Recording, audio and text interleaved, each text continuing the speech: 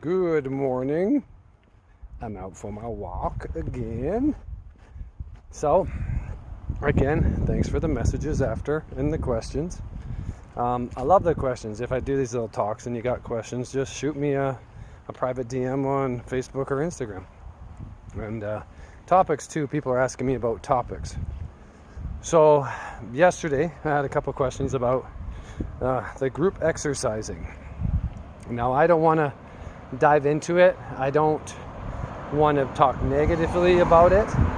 What I want to talk about is how can you improve and get better at these group classes and group exercising. So when you're in a group class, there's a ton of people, right? You have an instructor, and that instructor has made a workout for, let's say, 10, 15, 20 people in that class. Now, the instructor has only 2 eyeballs. So, technique management and on their part is going to be extremely limited. So, the technique management has to come to the person in the class. Now, if you're trying to get maximal results, and that's what I want to talk about, how to get maximal results with the group exercising, how to progress with it. It's very hard too because the instructor is trying to have an experience with the class. Let's have some fun. Let's work out together, right? They have no idea some of the limitations people have. They might give substitutions and things like this. So how can you get better in these types of classes?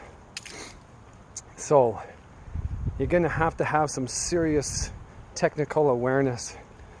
If there is, like, some classes are 15 minutes long of this go, go, go, go, go, go, go, rah, rah, rah, rah stuff.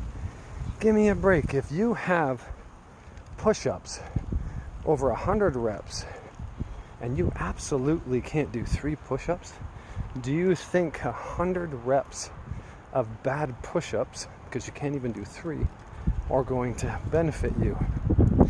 You're going to benefit a shoulder injury, some sore ass wrists and elbows.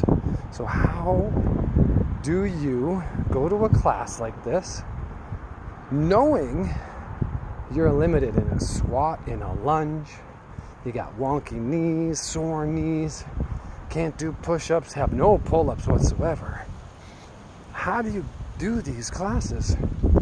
So I want you to think about, let's say you could do 20, 25, 30, 50 push-ups.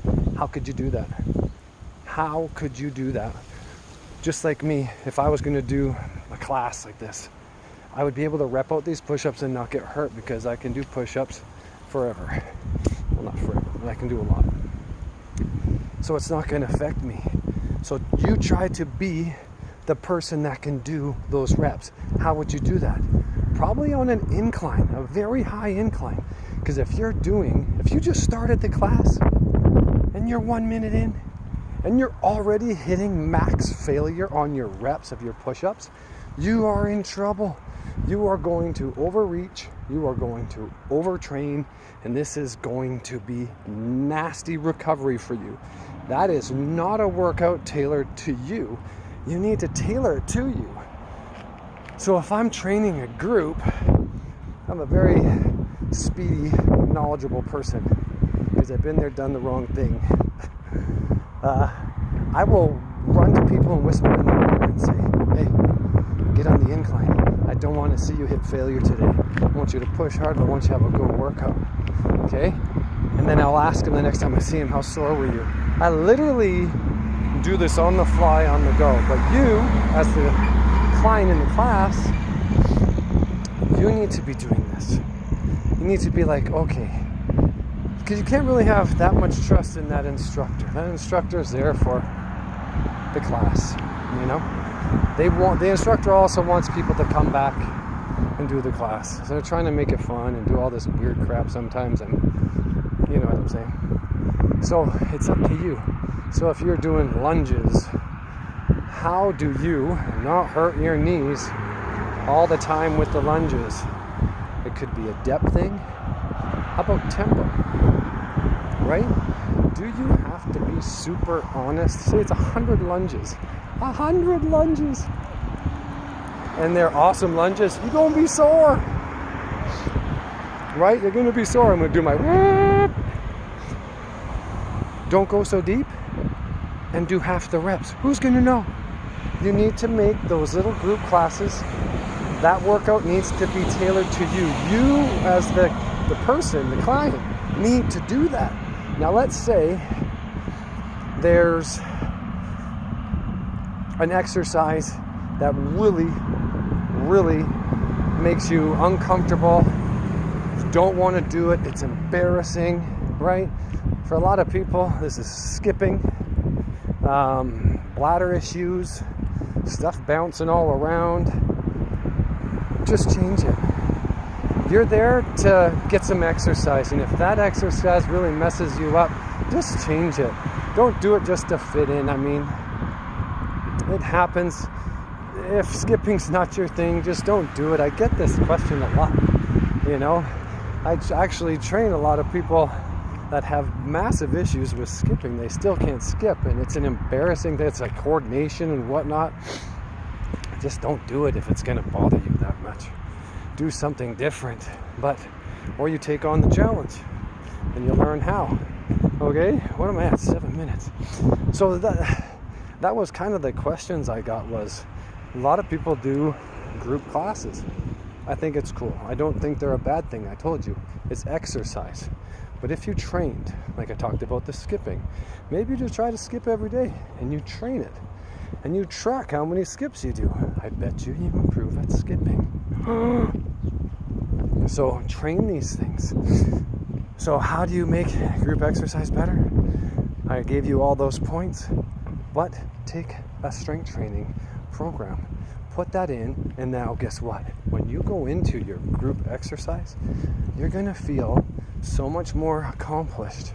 You can achieve more, you can recover better, because you're gonna have that strength baseline.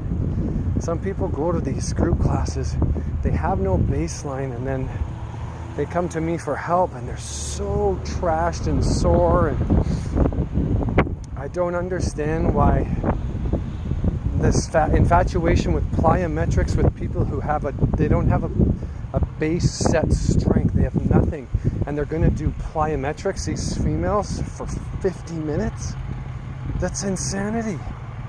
You're not even seeing top athletes do that. They're doing power lunges, box jumps. They're just giving her. If they're not ready for this, it's not the best way. So I'll finish off. Make the changes to your group exercise that's going to make you have a good workout, that you can recover from the workout. Right? I explained it in the push-ups. Do them on an incline so you can challenge your core. Going to your knees, if you're failing in that position, that's not the position for you. Go on a high incline so you can make it through the workout, do those higher reps, and push forward. The next time you do the workout, enter the training into your brain. You know that I did this workout with incline push-ups last time. I'm going to try this again, and I'm going to see if I got any improvement. I bet you will. I bet you will. But if you did that workout all from your toes and just trashed yourself, and those push-ups were god awful, the elbows way up by the head and poking your head when you're doing these, that's not a push-up. That's like someone surviving in quicksand. They're just nasty. And that's the bad thing about group exercises. If you've ever watched it on the sidelines, no one's doing good technique. It's very, very low-end technique. And that crossover to getting better, you're just going to get worse. You're going to get better at bad technique. Okay? That's 10 minutes. Take that advice, make the changes, improve.